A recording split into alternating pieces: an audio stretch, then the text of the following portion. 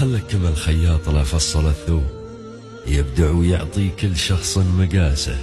بعض البشر رجال نشني ومحبوب، والبعض الآخر فيه طبع الخساسة. يا صاحبي حذراك من شين الأسلوب، أوزن كلامك ما تفيد الشراسة. بعض البشر مطفوق والعقل مضروب، ما يحشم المجلس ولا من كياسة. من عاش وقته بين الأشخاص مطلوب، عز الله أنه متعب دوم راسه.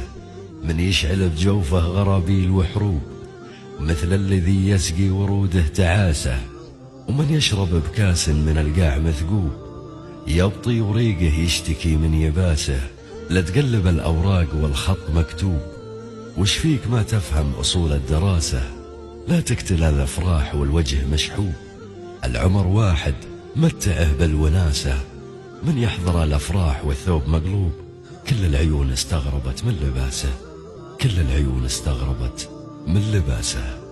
عبد الحكيم اليوسف.